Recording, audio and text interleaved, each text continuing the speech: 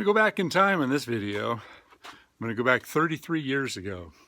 A friend of mine, Don Blair, he owned Sierra Merino Mercantile.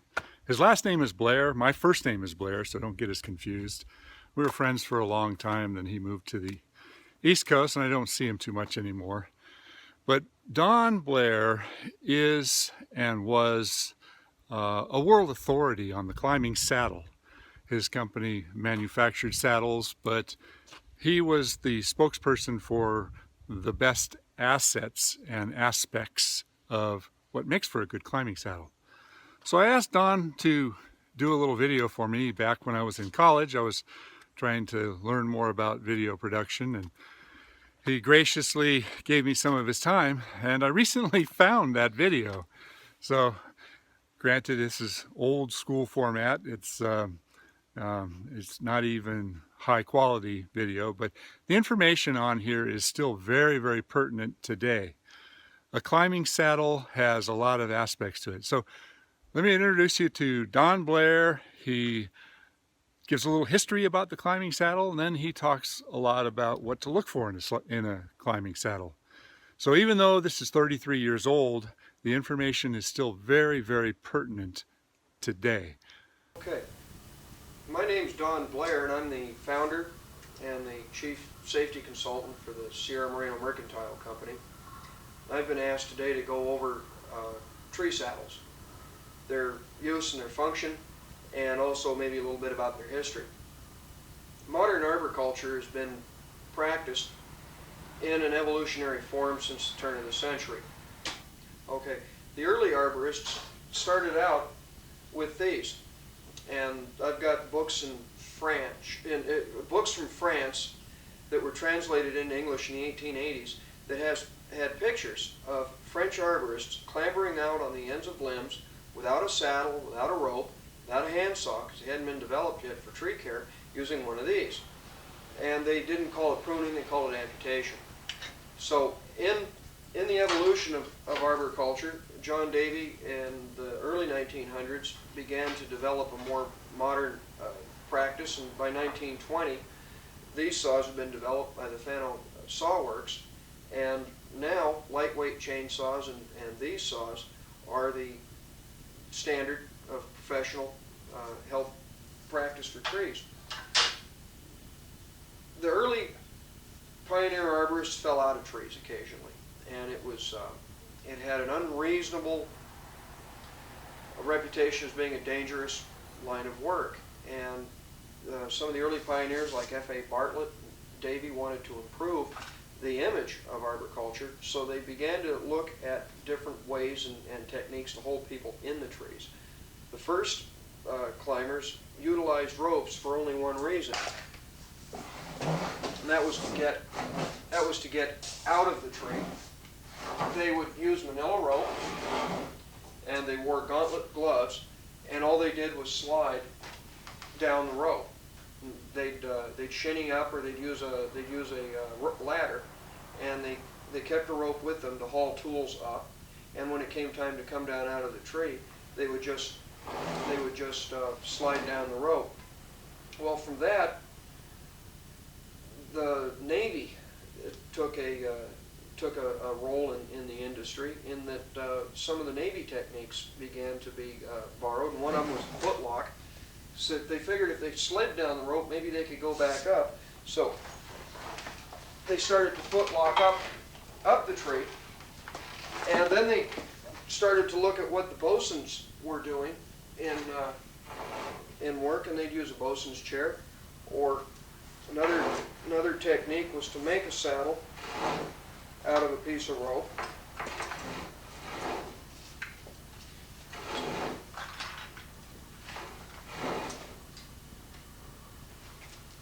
There's a lot of different ways of doing it. This was one way of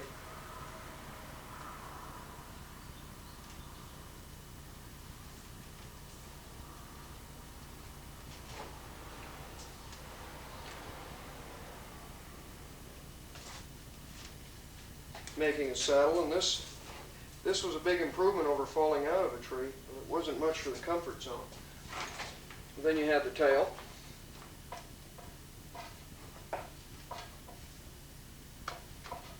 And from personal experience, I can tell you that this was still fairly common 15 years ago, because this is what I started with. A manila rope saddle.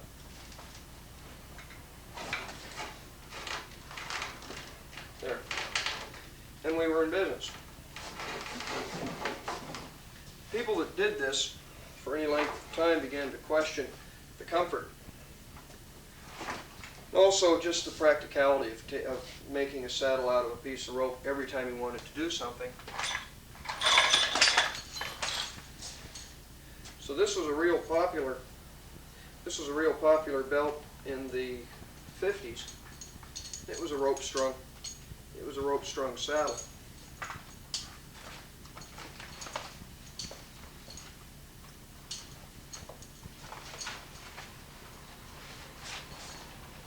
This was my first belt. This was the first belt that was made for me by one of our climbers. After 20 years, I can still fit in it. There.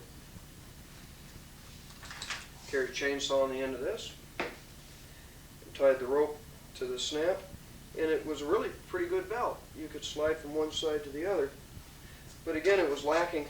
It was lacking in the amenities. It was lacking in the comfort zone. So it's time to continue on the evolution. Now, around the country, the post-World War II climbers were all beginning to feel about the same way. So in Minnesota, this was a pretty popular belt. It had a bosun's seat and a lineman's belt.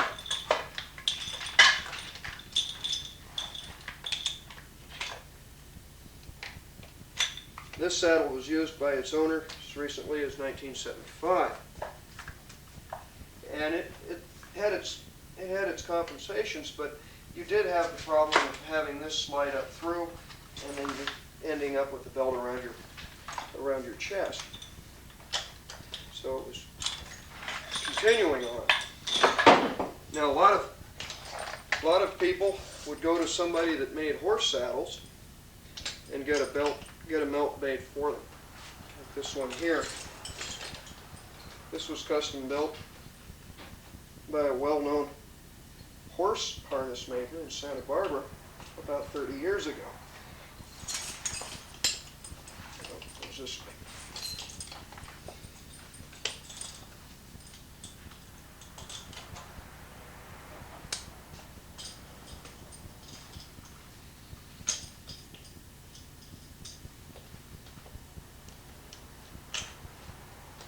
This person had big thighs because it was custom made to him, and he came all the way out to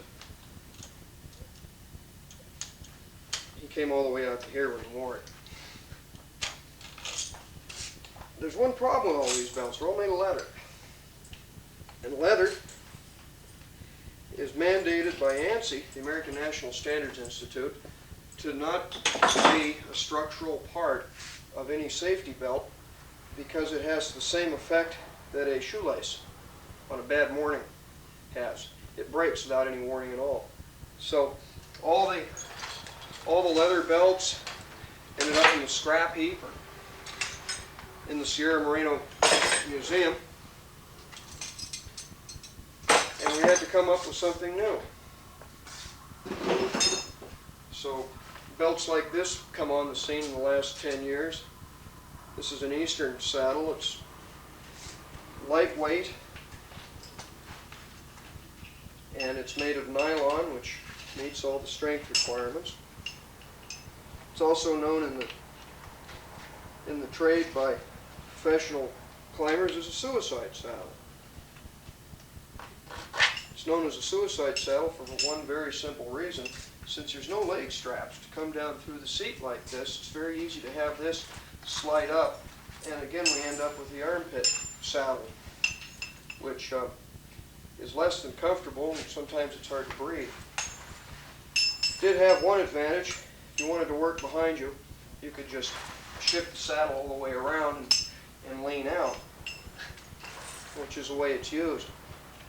But for the size of the trees on the West Coast, it was felt by many of us 10 years ago that we needed to come up with saddles that met the ANSI standards, saddles that met the requirements of large-scale tree climbing. And that's what we have here today. If you'll remember back to the rope saddle, the first one that I had, this is basically a webbing version of it. It has all the things that you should look for in a belt if you're going to make your living with it. It's got nylon webbing, and it's been backed with leather to give it some structural integrity, but this has no strength. All it is to give you a nice feel, to increase the padding a little bit, and to hold the nylon together so it doesn't crush down. The grommets have been, the holes for the waist belt have been reinforced with grommets, and it's all in one piece. The webbing starts here, and it goes all the way out and back. It's a one-piece saddle, and then this back pad is laid in here to give the user some more comfort. To step into it,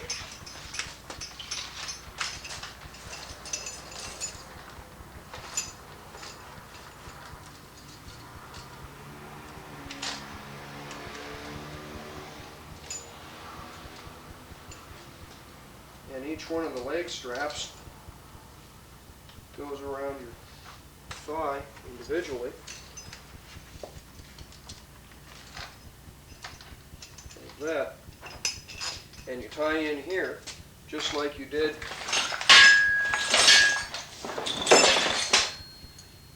on here, only this time you're going to have a snap on the rope. Step out of the way. Okay. You're tied in this way with this float. This allows you to maneuver in the tree without the saddle having to shift. No longer do you have to take the whole belt, turn it around behind you. And the other advantages to a leg strap saddle as opposed to a butt strap saddle is the maneuverability that it gives you. It allows you to step through the tree, climb over branches without having your legs pulled together. The things that you should be looking for in a saddle is they should have D-rings on the waist belt for attaching some kind of a safety lanyard. They're called flip lines or scare straps, but basically they're safety lanyards. If you don't have these on a saddle, you're severely limiting your ability to position yourself in the tree. So no matter what you get in the way of a butt strap saddle or a leg strap saddle, it should have D-rings on the waist belt so that you can use some kind of a lanyard. Now this is a real popular lanyard on the West Coast, and it's almost unheard of on the East Coast. We call it a flip line. The logging industry calls it a pass line because they pass it around the large trees. It's tied so simply, most people have trouble learning how to make the hitch because they look at it when it's completed and they just don't see how it can do anything. But done again, the easiest way to tie it is you just take the flip line and you drop it over the D-ring, and you take your free hand and you pass it underneath, pull the rope back, and pass the snap through the D-ring. And when you want to make it longer, just pull it out, and you get your slack. To make it shorter, you just push it back and draw it out. At this point, when you're in the tree and you're getting ready to advance your climbing line, or you want to position yourself, then you can take the flip line and put it around the tree, snap in, and you're supported in this direction. And from your climbing line above, then you have three-point contact in the tree. This kind of a saddle here will give you the ability to tie in on the waist, or you can tie in here. Because a flip line works well when it's on a horizontal plane with you, so that when you lean back, your back's being supported. But they don't work well from a vertical plane. If you're working in an oak tree and you need to get, if you've got a limb that goes way out and then you've got an overhang, and the only way you can get at the branches on the overhang is to get underneath the tree, sometimes you need to be able to suspend yourself like a spider. And the flip line is a real good way to do that.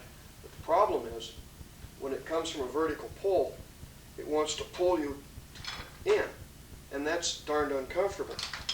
But if you snap into your lower waist, if you snap in from your waist to your lower D-ring where your climbing line is, a vertical pull doesn't put any strain on you. So it's a big advantage. Some of the other things that you want to look for on a saddle is a snap and rings for carrying your other tools. Handsaw scabbard goes real well here. And these belts here have an extra snap in case you're a left-handed draw on your scabbard, and we've got a ring here for any other tool or implement.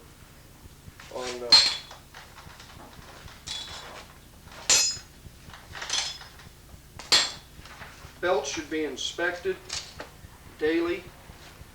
They shouldn't be weakened by punching additional holes in them. With anything else, even though they're nylon and extremely strong, you shouldn't throw them in the back of the truck and throw sharp implements on top of them and cut them. You should treat it just like you would your life, because really it is your life. In the modern technology of saddles, there's other devices have come along. This has been borrowed from the SWAT teams and also the rock climbing industry. It's got some interesting features that are a big advantage to tall trees with a lot of heavy woodworking. It's got suspenders on it so that the weight of a large saw is supported. A lot of people laugh about it because it's hard to get into, but hey, I don't laugh about comfort.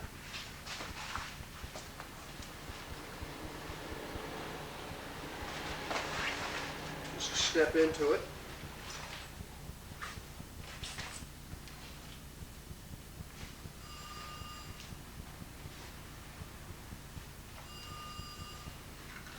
And hitch up your leg straps. And then this needs to be shortened.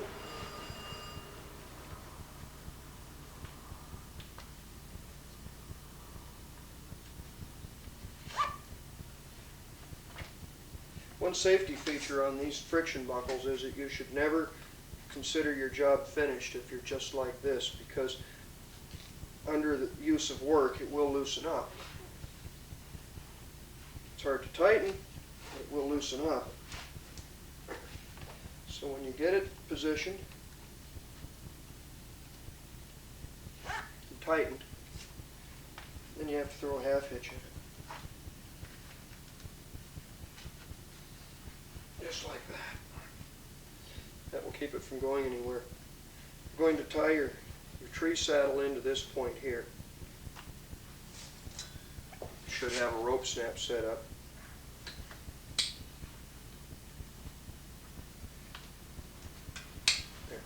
There. That's your suspension point. And this will float. We've got a lot of back support. And what this string here does is to keep the suspenders from sliding off your shoulders.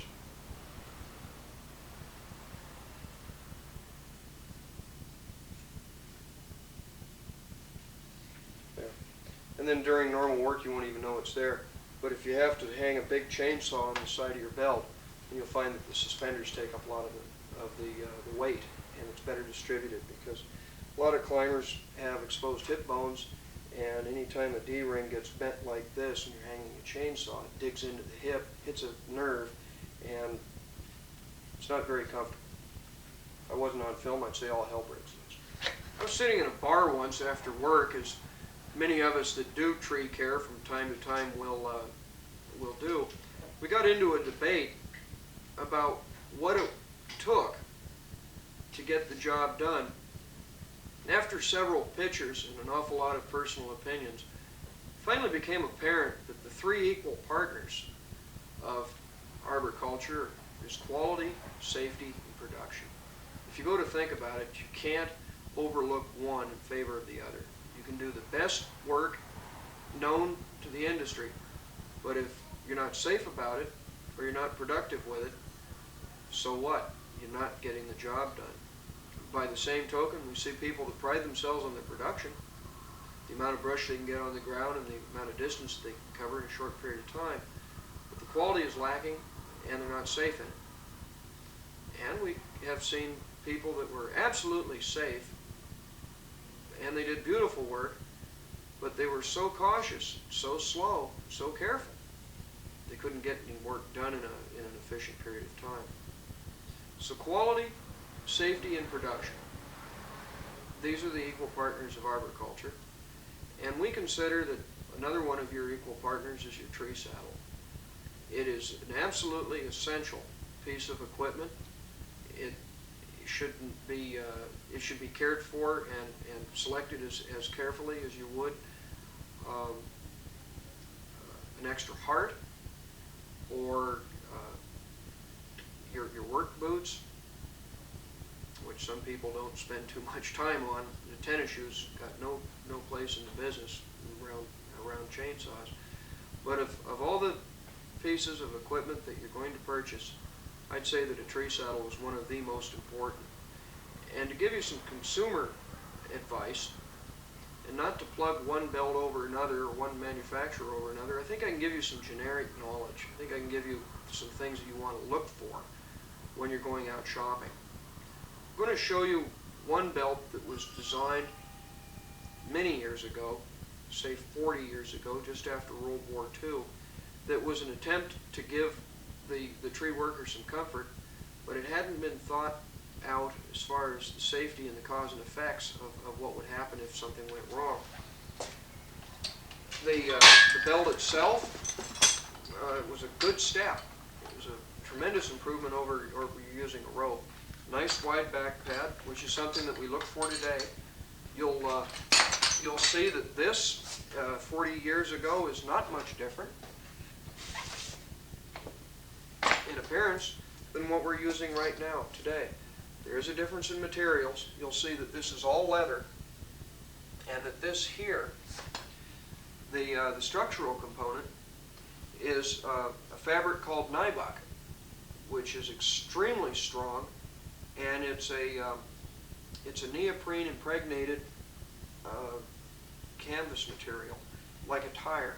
It's plied, and you can pull trucks out of the mud with this thing, and believe me, it's been done. The leather is just a comfort factor, but all the pull comes on a non-leather product, synthetic. But we were making an improvement with this. Now the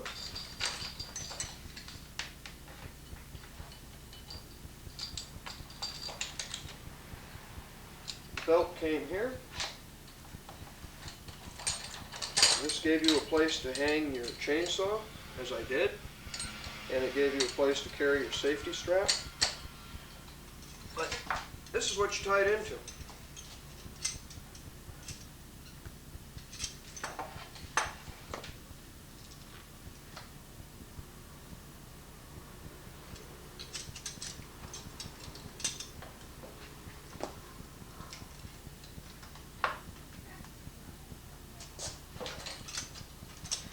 And this is where you risk your life. I don't care how strong or comfortable or substantial the back pad is. This here, get a close up. This here is all that your life is hanging on. Was just a tiny little piece of leather that gets wet and dry and wet and dry and wet and dry and cracks until it finally breaks like a shoelace on Monday morning when you're late for work. So I would stay away from belts like this, because they're not going to give you very lasting service, and they might not even keep you in the tree at a critical point. This is a butt strap saddle, and it's a real common. Of all the belts in the country, this is probably the #1 style. It's called a butt strap saddle because you've got a strap to go around your butt. It's just that simple. And you've got a waist belt.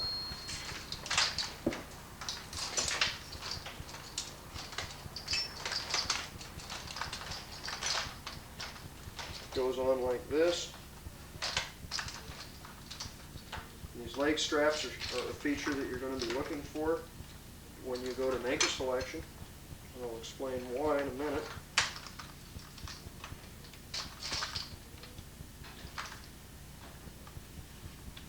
Okay. You're supported back here with a tie in here. This is probably the most #1 common belt. There's close to 100 manufacturers of these, and there's close to 100 different basic styles. They all do the same thing. No matter who makes them, no matter what the materials are, no matter what the price, a butt strap saddle is going to look pretty much like this. There's only one way to make a butt strap saddle, and you're hung here. There are some disadvantages to them. A lot of people have found that because you have to draw these together to get your climbing snap in, that it can have a tendency to pull your knees together, which can make it hard to step over a branch, so the mobility is restricted. This belt is definitely an option for those who are uncomfortable having a saddle that encircles each leg separately. But I'm going to go out and buy a belt. I'm serious about doing tree care. I want to stay in the business for a while. I don't have very much money to start with. Where should I scrimp and where should I don't want to say splurge, but where should I spend the most amount of money? Well, here's another butt strap saddle. You can see that it does the same thing as the saddle that I just showed you. It's a larger size. And that's something to consider. Should you buy a belt that doesn't fit just because it's cheap and you're short of money? I would say no. I would say that of all the tools that I'd use in a tree, that a saddle is one that I'd spend as much care and thought and time considering as I would anything else. I can prune a tree with almost any chainsaw made. I can climb a tree with almost any brand of shoe. I can wear almost any kind of clothing. But a belt for 8 hours of labor, it could kill me if it's not comfortable. So here's another butt strap saddle. See, they're different colors, big deal. Slightly different construction. But let's consider what some of the differences are. One is weight, and a lot of people will pick up one belt and hold it out here, and another belt and hold it out here, and boy, this belt's heavy. And it is. But the point is, you don't wear it like this. When it fits around your body, it absorbs it absorbs the weight. One thing is the thickness of the material and the type of construction. They both meet ANSI standards. I'm not looking at features of a saddle that's illegal. This saddle meets what we would consider to be the minimum standard for ANSI, the American National Standards Institute, which is the governing body that sets down the safety standards by which various pieces of personal protective equipment are made. And this saddle meets the minimum standard. It's constructed properly and it uses drop forged hardware. It's rated to 5,000 pounds, which is one thing that you want to look for, just like this. But this saddle here has been designed to meet the needs and the comfort of the worker, not just a minimum standard. The D-rings, for instance. A lot of people will suspend their chainsaw from the D-ring. And this belt here has got one good feature, but we can elaborate on that. It's got a bushing here so that when it works back and forth, that the metal doesn't rub on the webbing. But it's not held in place with very much support. So if you hang a 12-pound chainsaw in this ring, it's going to want to deflect down, which is going to translate that movement into a ring that can dig right into your hip. So you want to look for a D-ring that is better supported than this. It's got a metal bracket that does two things. One, it provides the insulating layer so that the metal moving back and forth doesn't rub on the nylon. There's also a leather washer in here to further insulate the nylon from the movement of the ring. And then the fact that this bracket has been fixed with two heavy-duty copper rivets means that the ring can't go anywhere. So you don't get a lot of movement when you hang something like your saddle or your safety strap on it. Another thing that I look for is some body to the belt. This belt here is very lightweight. It's very comfortable to use in Hawaii where the climate's hot and trees aren't that big. But it deflects easily and it will deform under a lot of wear. And this one here offers more support. It's the lower back where we notice a lot of the problems come from. And what we've tried to do is to design saddles that are ergonomic, that they take into consideration the flexing and the use that the body puts against the belt. In addition to the standard belt the way it is, these are also available to increase the comfort of the saddle, and these will work on any belt. These were actually designed to increase the utility of these saddles so that a person could continue to use them and reach a higher level of comfort just by fitting it in like this and snapping it down.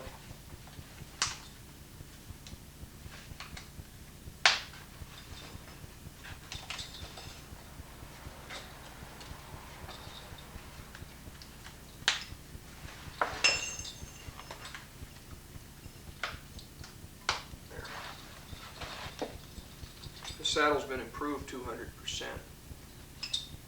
You can imagine what this pad would do for a saddle that's already halfway there.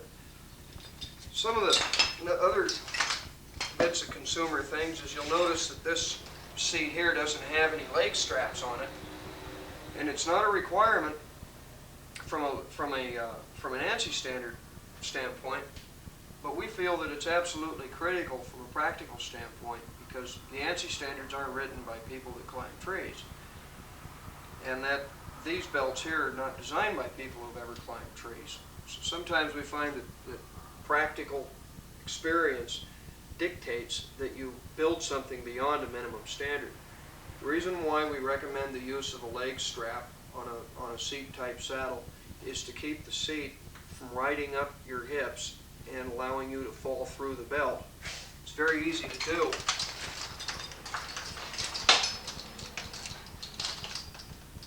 Without it. Without these to come through and hold the seat down, if you're working and it slips up on a branch, the next thing you know you can find yourself up like this, and it's extremely uncomfortable, and it's also difficult to disentangle yourself from. So if you're looking to buy a belt, if you're looking at a seat type saddle, I would definitely look at a saddle that had leg straps down here. It's the policy of this company not to sell any saddle that doesn't have them. Other things that I would look for in a belt would be a continuous line of construction so that the saddle is all one piece. That way you don't have to worry about seams letting go or stitching breaking loose at an inopportune time, because we feel that a belt is like a chain, is only as strong as its weakest link. So if you're dealing with continuous construction, if you inspect a saddle and see that the webbing on the waist belt, for instance, starts here and runs all the way along unbroken, all the way to the other end of the buckle, and then back to where it's stitched down, you can have the peace of mind that there are no seams or no joints or lap seams that could ever pull loose on you.